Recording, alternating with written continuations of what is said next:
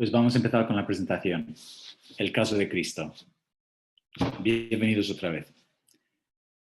Primero vamos a mirar el tema de la evidencia de testigos oculares. ¿Es que se puede confiar en las biografías de Jesús, en los evangelios? Pues vamos a mirar las preguntas que habitualmente se suelen preguntar sobre los evangelios, especialmente los ateos. ¿Es que realmente fueron escritos por los autores a cuyos nombres se han atribuido a ellos? ¿Qué informes de testigos oculares tenemos? Y fuera de los evangelios, ¿qué otro material hay? ¿Es que hay motivaciones teológicas de los autores que pueden poner en duda su objetividad? ¿Cuántos son fiables los evangelios en términos de la información? ¿Cómo se ha conservado a lo largo de tantos siglos? Y es que no hay perjuicios de los autores que tanto amaban a Jesús. No son observadores neutrales. Eran sus devotos seguidores, por lo cual seguramente han cambiado las cosas para que se vean bien. Todos son preguntas razonables y buenas.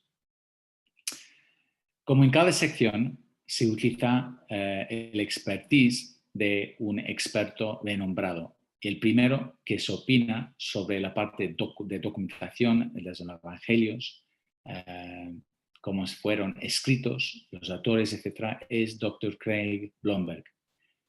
Yo os voy a dejar leer rápidamente cuánto está cualificado para opinar.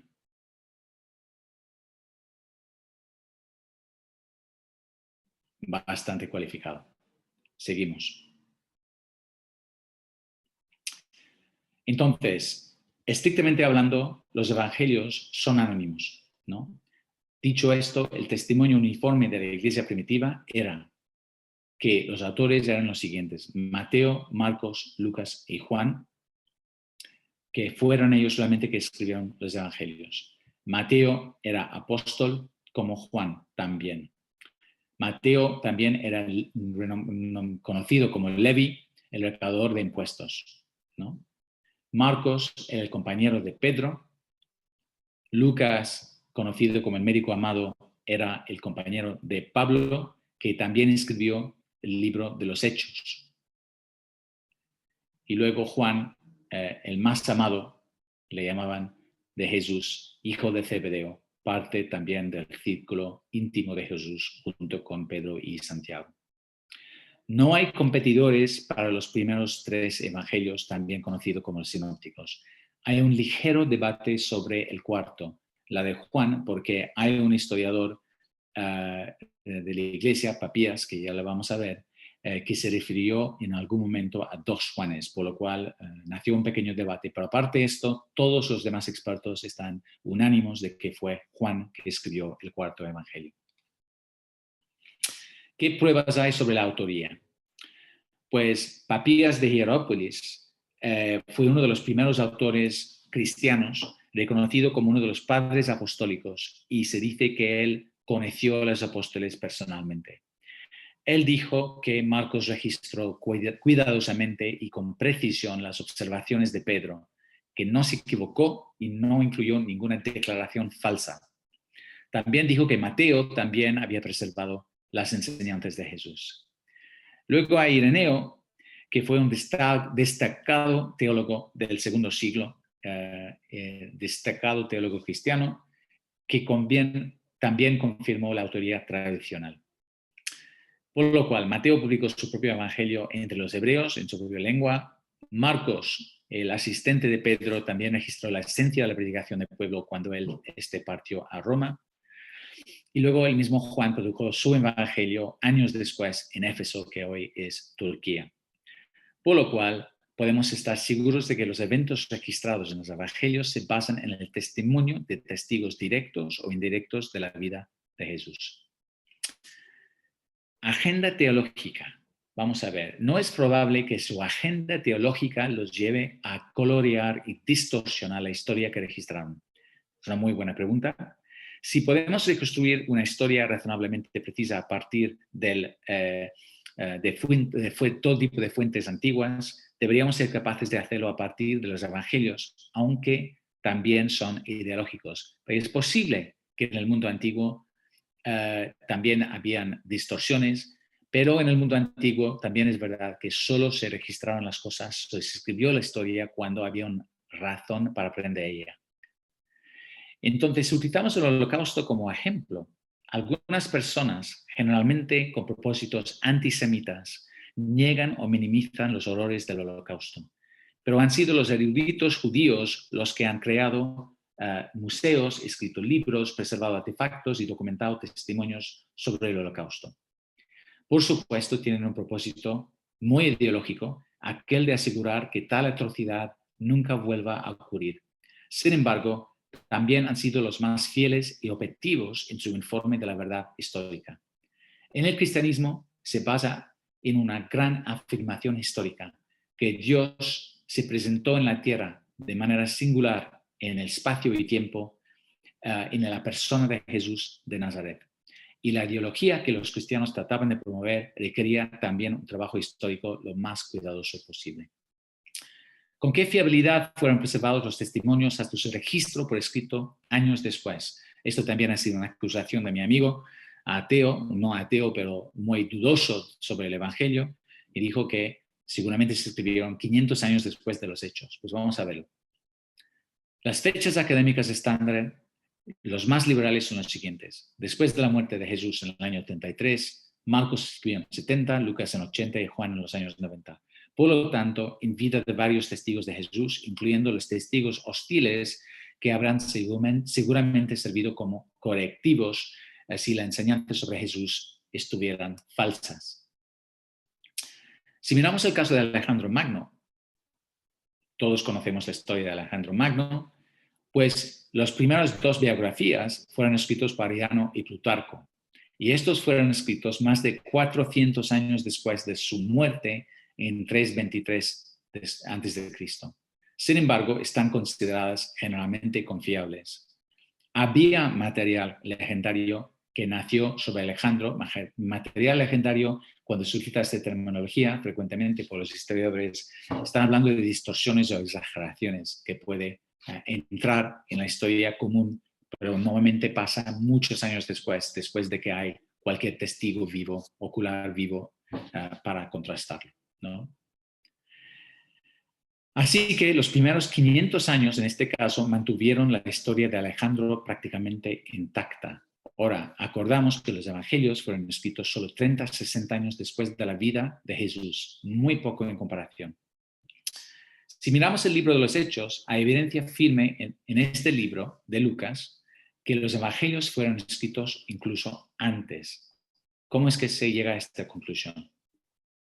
Pues si consideramos que Hechos termina aparentemente de manera muy abrupta con la muerte de Pablo, que fue ejecutado en 62 en Roma, ¿no? Por lo cual Hechos se escribió antes de 62. Luego Hechos incorpora, o es la segunda parte del libro de Lucas, la primera parte del Evangelio, por lo cual Lucas claramente se escribió antes del año 62. Luego, si se considera que Lucas incorpora partes del Evangelio de Marcos, por lo cual Marcos tenía que ser antes de 62 también. Y dejando un año para cada uno de ellos, Marcos fue escrito a más tardar en el año 60 después de Cristo, o tal vez al finales de los años 50. Y por último, estamos hablando de un periodo máximo de solo 30 años, más o menos, después de la muerte de Jesús. Esto, en comparación con Alejandro Magno, es como una noticia de última hora. Vamos a mirar más detenidamente a Pablo, porque Pablo, si se va a encontrar la información más temprana de Pablo, si llega a epístolas de Pablo, porque los libros del Nuevo Testamento fueron escritos después de casi todas las cartas de Pablo. No están en orden cronológica. Por lo cual, se va a las epístolas de Pablo y se pregunta luego, ¿hay indicios de que se han utilizado fuentes aún más antiguas para escribirlas? Pablo incorporó algunos credos, confesiones de fe o himnos que se remontan a los albores de la iglesia. ¿Okay? Entonces, si miramos la línea de tiempo de nuevo, lo que hemos visto ya. Pablo, se escribieron sus cartas, las más importantes en los años 40 y después en los años 50, entre los cuales hay los credos y los más famosos son Filipenses, que habla de que Jesús es en esencia Dios.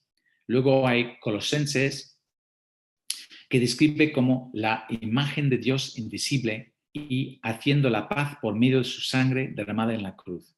Y luego lo más famoso de todos, y quizás lo más importante, es Corintios 1:15, ¿no? Donde Pablo utiliza un lenguaje técnico para indicar que estaba transmitiendo esa tradición oral en una forma relativamente fija. Este es el asunto, entonces. Ahora tenemos la conversión de Pablo en el año 35, en su camino a Damasco. Luego tuvo su primer encuentro, los expertos están de acuerdo que esto pasó probablemente en el año 37, con los apóstoles. Y luego, en algún momento, o en aquel reunión, o después, se le dio a Pablo el credo que había sido formulado, utilizado en la iglesia primitiva. Ahora tenemos los hechos claves sobre la muerte de Jesús y una lista detallada de aquellos a quienes se les apareció, que está listado en 1 Corintios 15. Entonces estamos hablando de solo 2 años de diferencia entre la crucifixión, la resurrección y los primeros escritos de la iglesia. ¿Cuál es la evidencia documental? ¿Las biografías de Jesús fueron preservadas de manera confiable para nosotros? Vamos a verlo. En esta sección opina Bruce Metzger, otro experto renombrado sobre los libros del Nuevo Testamento. Sus libros de lectura son lectura obligatoria en universidades y seminarios en el mundo entero.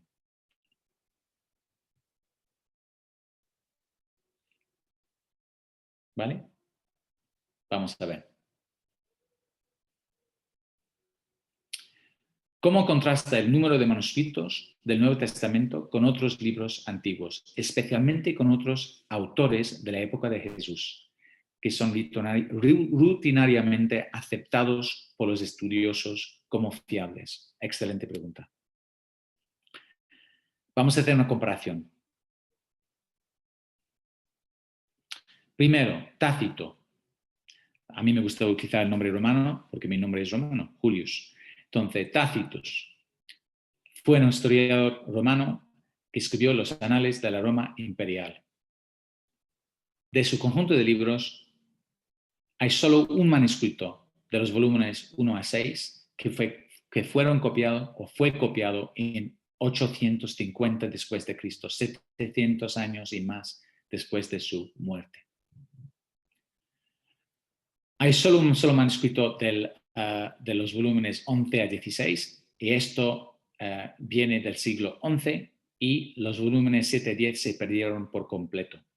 Si consideramos a Josefo o Josefus, un historiador judío muy importante del primer siglo, escribió la guerra judía, nació en el 37, escribió la mayoría de sus 4 libros hacia el fin del primer siglo.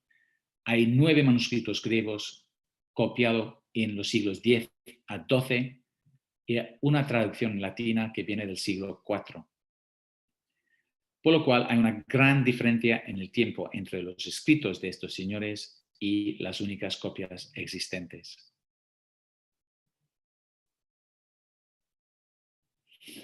Vamos a hacer una comparación de la Biblia y los manuscritos griegos. ¿Cuántos manuscritos griegos del Nuevo Testamento existen hoy en día? Pues vamos a mirar una otra obra con el segundo número más alto. La Ilíada de Homero. Yo lo estudié en la escuela, no soy capaz de ni citar una línea hoy en día, pero fueron 650 manuscritos que sobreviven hoy en día de esta Biblia de los antiguos griegos, ¿no? Algunos son bastante fragmentados y llegan a nosotros desde el segundo y tercer siglo después de Cristo en adelante. Y cuando consideras que Homero compuso su épica alrededor de 800 antes de Cristo, es un periodo muy largo de diferencia, más de 1000 años. Ahora la Biblia. Nuevos Testamentos, manuscritos griegos, este diagrama está a escala. Existen hoy en día 5.664 manuscritos que han sido catalogados en griego. Así que la evidencia manuscrita del Nuevo Testamento es abrumadora cuando se contrasta con otros escritos venerados de la antigüedad, obras que los eruditos modernos no tienen ninguna reticencia a tratar como auténticas. ¿Cuál es la fiabilidad de la Biblia? La Biblia actual es producto de copias, de copias, de copias a lo largo de los siglos. ¿Cómo podemos estar seguros de que las versiones actuales son muy fieles a los escritos originales? Cuando tenemos una Biblia en nuestras manos, estamos esencialmente sosteniendo copias de registros históricos antiguos. Los manuscritos originales se han desmoronado hace mucho tiempo, como veis a la izquierda. Entonces, el tema de la copia no es exclusivo de la Biblia, pero lo que el Nuevo Testamento tiene a su favor, especialmente cuando se compara con otros escritos antiguos, es la multiplicidad sin precedentes de copias que han sobrevivido. Tenemos copias que comienzan a partir de un par de generaciones de los originales. En el caso de otros textos antiguos, tal vez hayan transcurrido 5, 8 o 10 siglos entre el original y la primera copia sobreviviente. Además de los manuscritos griegos, también tenemos traducciones de los evangelios a otros idiomas en una época relativamente temprana. Por ejemplo, en latín, sirio y copto. Y más allá de eso, tenemos traducciones secundarias, hechas un poco más tarde, como la armenia y la gótica, y muchas otras, como el georgiano, etíope, con gran variedad. Entonces, aquí vemos una evolución de manuscritos a lo largo de los siglos. Los puntos en común entre esos manuscritos se pueden rastrear genealógicamente en un árbol familiar que identifica su procedencia. Buscando los puntos en común, se va trazando la procedencia, ¿no? Así como las líneas indican.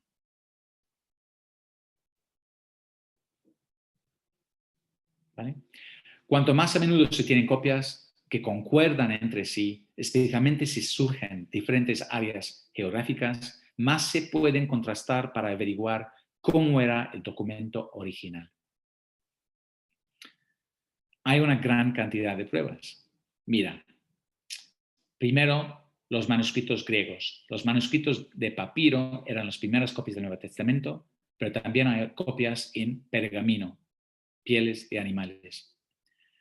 Luego hay los manuscritos unciales. Hay 306 de ellos, los más importantes siendo el Códice Sinaítico y el Códice Vaticano, ambos del 350 después de Cristo. Luego hay los manuscritos en minúsculas, también un nuevo estilo de escritura que nació más o menos 800 años después de Cristo, y de esto hay casi 2.900 manuscritos. Luego también hay los leccionarios, escritas del Nuevo Testamento en la secuencia que debían ser leídas en las primeras iglesias, en el momento apropiado del año. Hay 2.403 catalogados. Por lo cual, si vamos haciendo resumen, de griegos hay 5.664, en Vulgata latina entre 8.000 y 10.000, y en los otros idiomas 8.000 aproximadamente. Rápidamente, estos son más de 24.000 manuscritos en existencia hoy en día. Muchísimos, comparado con los 650 de la Ilíada. Bueno, estos eran solamente en griegos, ¿no? ¿Qué es lo que dijo Dr. Greg Blomberg? Incluso si no tuviéramos manuscritos griegos hoy en día, al reunir la información de estas traducciones desde una fecha relativamente temprana, podríamos realmente reproducir el contenido del Nuevo Testamento sin los manuscritos griegos. Y aunque no tuviéramos y perdimos todos los manuscritos griegos y las primeras traducciones, podríamos reproducir el contenido del Nuevo Testamento a partir de la multiplicidad de citas en comentarios, sermones, cartas y demás de los primeros padres de la Iglesia. Esto es absolutamente alucinante. ¿Cuál es el material más antiguo? Pues este fragmento es la foto del fragmento que viene del libro de Juan, el papiro de Rylands, el fragmento P52, que mide casi nada, 2,5 pulgadas por 3,5 pulgadas, y son 5 versículos del capítulo 18 de Juan. Origen, más o menos 100 a 150 después de Cristo. Y eso es significativo porque fue encontrado en una comunidad del Nilo, ahí abajo, lejos de Éfeso, en Asia Menor, donde Juan compuso el Evangelio. Eso quiere decir que probablemente Juan escribió su libro antes de los años 90, porque si no, no hubiera llegado a tiempo siendo copia de copia de copia. No hay ningún cuerpo de literatura antigua en el mundo que goce de tal riqueza, de buena atestación textual como el Nuevo Testamento. En ningún otro caso, el intervalo de tiempo entre la composición del libro y la fecha de los primeros manuscritos es tan corto como en el del Nuevo Testamento. Eso es muy significativo. Podemos tener una gran confianza en la fidelidad de este material, especialmente en comparación con cualquier otra obra literaria antigua. Esta conclusión es compartida por distinguidos estudiosos en el mundo entero. Es que hay discrepancias entre los manuscritos. En aquellos días, los manuscritos eran laboriosamente copiados a mano por escribas, letra por letra, palabra por palabra, línea por línea, en un proceso que estaba propicia para los errores. Propicio, ¿no? Entonces, vamos a ver, no están plagados de inexactitudes, pues es cierto que los escribas tendrían problemas de vista y de fatiga, pero en el griego el significado no se distorsiona si las palabras se ordenan en cada frase, ¿no? Por lo cual, existen variaciones, muchas variaciones, pero son tan minúsculas que no son materiales, no cambian el significado del Evangelio para nada. Ninguna doctrina de la Iglesia está en peligro por las variaciones. De hecho, el Evangelio goza de una pureza asombrosa. El Nuevo Testamento, entonces, no solo ha sobrevivido en más manuscritos que cualquier otro libro de la antigüedad, sino que ha sobrevivido en una forma más pura que cualquier otro gran libro, una forma que es 99.5% puro, dice Norman Geisler y William Nix. Es increíble la pureza de la Biblia.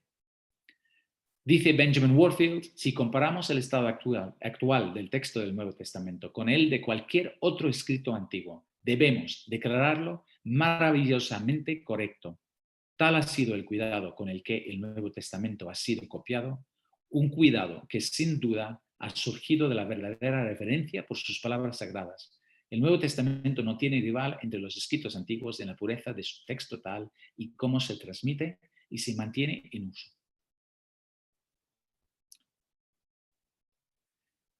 Con esto terminamos esta sección y la próxima es la evidencia corroborativa. Espero que la vais a ver pronto. Gracias por tu atención.